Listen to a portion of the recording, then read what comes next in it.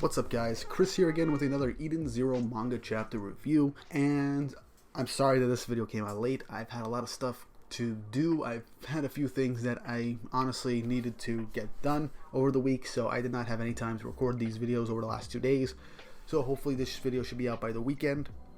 But again, I'm sorry that this video has come out so late compared to how things been the last few weeks. The reason being, I am actually going to be going to Greece next week for the entirety of August, so for that month I will most likely not be able to do any chapter reviews. I do have a couple of videos recorded and are currently being edited now to be done in advance so that I can upload weekly still, despite me being on vacation, so there's still content for you guys to enjoy. And some of those videos are actually going to be the next few installments of Eden Zero Explained. Again, I'm going to be gone for a whole month. I will see if I can record during that time period, but if not, I'm sorry, but I will come back full swing when I come back. But yeah, I'm sorry that I probably might not be able to make any weekly content for you guys for these chapter reviews, but the Eden Zero Explained videos will be coming out in August for sure, and maybe at the end of July to start everything off. But with all that said and out of the way, don't forget to hit subscribe and hit the notification bell for updates on future videos, and like the video also to show how much you guys are enjoying this Eden Zero content. Also, don't forget to check out my Patreon, link in the description below, as I have a couple of nice tiers with a patron-only Discord that has special polls and channels on there also, depending on what tier you get. And the higher tiers you have, the more luxuries you will have as well. I have the Sunshine tier, which will allow you to actually ask me to review a particular manga or anime that you guys would like me to talk about in the future, so I can get those done as a priority. And I also have a coffee account, so you guys can send some tips here and there to help these videos come out faster, and it'll really help me out. But with all that said and done, let's get straight into the video. Now, last week we actually got the full introduction of what's going to happen with Rebecca and her fight against Lyra. Apparently they're going to be fighting some type of strip poker game, from what I can tell, and the loser will actually end up losing a part of their body, which means that Rebecca could actually lose her legs, similar to how she saw in that incredibly dark and bleak future. So this has pretty high stakes, so I am honestly pretty happy that this isn't just going to be some type of sort of a fan servicey thing. I mean, this is a fan servicey chapter that we got right now, but we do have some pretty interesting moments to get to. We also get some setup for Shiki's next fight, which is another member of the Ocean 6 called Callum. So it's going to be very interesting to see how that matchup is going to end up being. But for now, this chapter is primarily focused on Rebecca's fight against Lyra, and the end of last chapter had a member of Justice's main crew encounter Homura in that underground passageway, and it seems that they're probably going to team up, from what I can tell. But with all that out of the way, let's get straight into chapter 152 of the Eden Zero manga, titled Lost Card. So we start off where the last chapter left off, with Creed. I can't believe I forgot his name because he barely had any real presence when he first came on screen. But Creed encounters Homura, asking what she's doing here, and they're both essentially... They both tell their situations. Creed came so he can try and stop the all-link system, and he got separated from his team since it's just one giant maze. So it's very understandable why he would get lost. And Homura says that her goal is also to destroy the all-link system, but she also got separated from her group.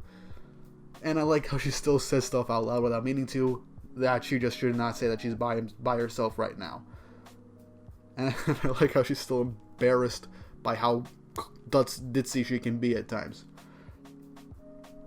Creed asks why she wants to stop the all-link system anyway, but she just states the obvious, that what Shura is doing is unforgivable. It's basically mass genocide, and there are bots on their crew and there are friends, so it makes a whole lot of sense why they would want to save all the droids in the outer cosmos, and that Shura's evil scheme has to be stopped.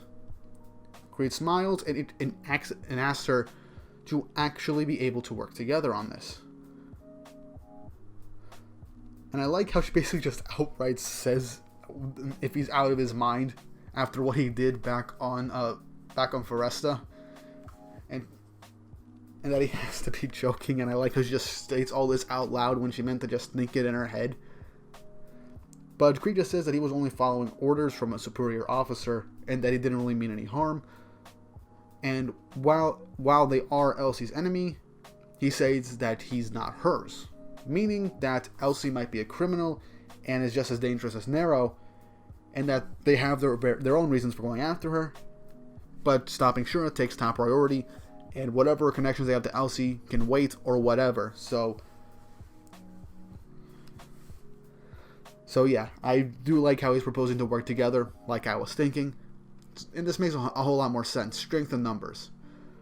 Homura just flat out says that she doesn't trust him, but he just straight up says, weirdly enough, that he can't lie to someone so beautiful, to her shock and his shock. And then we get awkward silence as we just jump back to Happy and Pino's group as they have been broken from the hypnotism.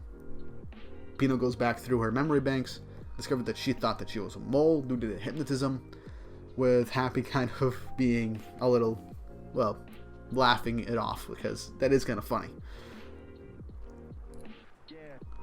But then Pino says that Wise went to go fight off Nazier, the hypnotist, and since their hypnotism hasn't broken, it appears that Wise had won, which we know a couple of 2 chapters ago, he did in fact win. And that the current problem is that Rebecca is missing and was taken away by someone else while she was hypnotized. Happy is sad, but for some reason Moskowitz goes on and turns on the TV. He said that it was a sudden urge to do it, but then he just straight up changes the channel as Happy said that is not the problem here. And then he manages to go onto the channel where Rebecca and Lyra are having their match, much to everyone's surprise. So now a game table shows up as Lyra explains the rules of what Lost Card is, and that they each get 5 cards numbered from 1 through 5, and that they each set down numbers on a table in whatever order they want, and then they each take turn the table, and that they each pick a turn to pick a card from the stack that goes to the opposing player. Whoever picks the card with the highest number wins, so it's very simple. Even Rebecca says this is too simple of a game.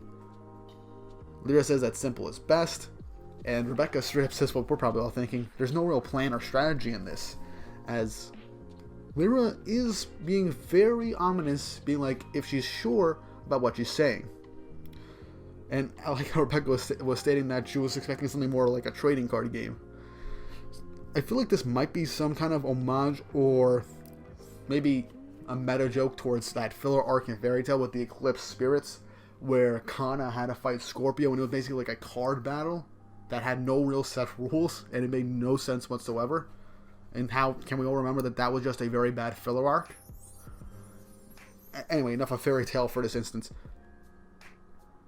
But yeah, Rebecca ends up thinking that she's lucked out and that she can use her Caliper ability twice to reverse time, so she could actually be able to at least get 2 guaranteed wins with her ability. So the MC Fish, you know what? At this point, whenever something weird comes on this series, they're in space, anything can happen. I'm just gonna accept the weirdness, like I do with One Piece. I'm just gonna accept whatever weirdness comes our way. So they set their cards on the table. They turn, and now they're beginning to pick the cards. And I like how Rebecca's just going through different types of mental gymnastics, trying to figure out what card she should pick. Especially since this is basically like psychological warfare. Lyra basically manipulated her cards. Not manipulated. She stacked her cards in a way that she would know what comes next. So now Rebecca has to pick a card from that stack. So now there's no clear way of what she can end up getting. She's overthinking about everything, stuff that she's curious about, some parts of the deck that are sticking out to her, the bottom, the top. A lot of things are going through her mind. And that the one card at the bottom is the one she's least likely to want someone to pick. But it could also be a way for her to outthink her opponent. So Rebecca just feels like getting a feeling for the game. So she's going to go after the middle card of the deck. She pulls it out. and it's revealed to be a 1. Meanwhile, Lyra got a 5. Rebecca wonders why that the 1 card would be there, and she questions how Lyra would know where the 5 was. She just put them down randomly. And Lyra just says that she put them down exactly where she predicted them. And round 1 goes to Mira, and now Rebecca's arm covers are lost. So that's 1 piece gone. Meanwhile, we shift over to Shiki in his fight against Callum. Callum states that the fight has begun, and it's time for them to fight as well. Another round goes, and Rebecca ends up losing again. Same thing, a 1 and a 5. Rebecca loses her stockings as the crowd cheers. You know, I'm not the biggest fan of, fan service moments that are reliant on certain matches or matchups. The only thing that's really getting me through this is the fact that there is some type of psychological aspect to picking a card randomly from a deck, which reminds me of an arc in the Yu-Gi-Oh manga that had to deal with something like this, but I'm not going to get into that. But anyway, the third round comes, and Rebecca actually wins this one, and now Lyra's leggings are gone. As it is basically revealed that Lyra is actually wearing a swimsuit underneath, so it doesn't bother her if she loses her pants. Yeah, this all just feels very weird to say out loud. Yeah, this all just feels super weird to say out loud. But anyway, the crowd goes wild, and then we don't spend too much time on that. As we go on to the 4th round, Rebecca ends up winning, getting a 5, and Lyra getting a 4, and now her jacket is lost. As she just straight up says she wants to give the crowd what they want. But from here on out, she means business. As now she ended up getting a 5, and Rebecca got a 1. Losing her shoes next. We then go on to the next round, the 6th round, and she gets a 5 again, and Rebecca gets a 1. Rebecca loses the headband. And all that's left is the leotard she has on. But now Rebecca uses her caliper ability to jump back a whole minute and a half, a whole 90 seconds, back to the beginning of round 6, before she lost her headband. She reshuffles the cards, and she remembers the order of how things were. And now the table turns. Rebecca goes to pick a card, believing that she has won. Believing that she has memorized the whole thing, and that she has a guaranteed win now. But much to her shock, she pulls a 1. And the same result happens again. She knows she turned the table. It was the same as last time. She's wondering how it was the same as last time. She changed the card placement and that she knew where Lyra's cards were. Her headband's gone again, and now she's down to leotard once more. As Lyra looks at Rebecca with a very sinister look, saying that the thing is she's played this game over 100 times and she's only lost once. The person that beat her being Nero himself, and I can assume that's probably because of his Emperor's Dice ether gear. And that when she lost all her clothes, she lost her left eye. So she doesn't have like a dual colored eyes. Naturally, her left eye is most likely cybernetic or a glass eye. And with her sinister grin, says that once she loses the last bit of clothing she has, she'll erase her legs, with the last panel being Rebecca in utter despair, meaning like how she turned the tables on her so much. She turned back time, and she still couldn't win. And that is the chapter. Now, here's something that I believe might have happened. We didn't get the idea of what Lyra's ether gear is.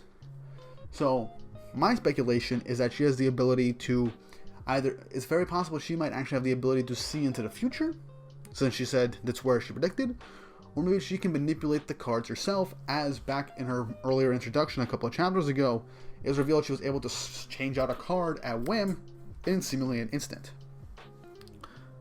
And it is stated that, from her, that these new members of the Oceans can manipulate another person's ether. So for all we know, she can end up thinking exactly what Rebecca's doing, or she could probably read residual ether readings from the cards, or the cards are just an extension of her ether gear, and therefore she cannot really lose at this game unless someone can actually predict the future in real time. The other possibility is also the fact that it could be that whenever Rebecca jumps back, there are slight differences every time she jumps back, and it might not be the exact same timeline that she left off in. Now, for very quick jumps, it's very possible that nothing changes at all. But for big jumps, like during the Belial Goer arc, the captain of the Eden's 1 that is currently with Ziggy was with the Eden 0 before they reached Belial Goer. But after Rebecca's time jump from that bad and worst case scenario to basically help the team win in the end on the Belial Goer arc, he was nowhere to be found. They never picked him up. Now this is a very big stretch, thinking that just because she turned back time, it meant that Lyra's abilities, Lyra's cards might have shifted, possibly. But I think me and I think everyone watching and has read this chapter is most likely thinking that the lost card is actually her ether gear, thus allowing her to manipulate the cards in real time, and that most likely someone would have to predict or use an ether gear to stop her powers or win in real time as the cards are being revealed. But there's no real way to figure this out. And what I thought would end up being a bit more of a fan servicey chapter, which it was, did turn out to be more of a mind game, and showing that Rebecca can rely on her Cat Leaper's time jump abilities as much as she thought she could. But yeah, that was a chapter, and I have to say, I enjoyed it. I wish we kind of got a bit more of the Shiki fight against Callum, but that'll probably end up being a glimpse of it during the next chapter. And I like that Homura and Creed are joining forces to try and take out the All-Link. Shiki is currently held up by Callum, Rebecca against Lyra, and Wise is going off somewhere else. And the droid team of Pino, Happy, and Muscoy are currently indisposed and most likely just watching Rebecca's game right now. Wedge is still being held captive by Shura. Hermit and Sister are still in the recovery bay with Jin looking after them. And Clean and Laguna are most likely keeping the Eden 0 safe from all the other ships. And we still got no word of what Jaguar is up to. Now before I end up this video, I wanted to save this for a different video, but I wanted to make this very quick. Apparently in the volume 16 afterward, at the end of every single volume of Eden 0, there was like a small one-page letter from Hiro Mashima, talking about his process and everything, and how he has stuff planned out, with his general thoughts on when he planned everything for this current volume of chapters, and just general stuff. But in the volume 16 afterward, he stated that the Aoi Cosmos arc is reaching its climax. So by the end of these next few fights, we'll most likely get the battle between Shura and Shiki, the nice big rematch to rescue Witch. But I also believe in my theory with Ziggy appearing to fight off Nero, that Elsie showing up and then Jaguar showing up, possibly being a full-up battle royale, that could be the true end of this arc. Maybe everyone will think that they won, but then realize that Ziggy took down Nero, and that they have to retreat from the Aoi Cosmos because there's no real chance for them to win. Because Mashima did state that this is going to be a bit more darker and a lot more serious for Eden 0 going forward, but it's not going to make it too serious. He stressed that very clearly. But if he wants to make the story a lot more serious, the most likely option for him to go with would be for a bittersweet conclusion, beating Shura and his forces, but having it end in Ziggy's victory. I think that's how it could go, but we're not entirely sure. We could have a main cast member dying. It's still all up in the air. But yeah, with all that said and done, not much to say else about this chapter. It was very interesting. I liked the psychological aspect of the card game aspect for this, and it seems like a very simple type of poker game, go fish, chicken, whatever. And it's very possible that Lyra is just manipulating the deck with her ether gear, and this is just an extension of her powers. And Rebecca has no real way of winning, but I'm sure she'll figure something out. But yeah, that's all I gotta say. I hope you guys enjoyed this video. Don't forget to like and subscribe. Hit the notification bell for updates on from future videos. And I hope you all have an awesome day.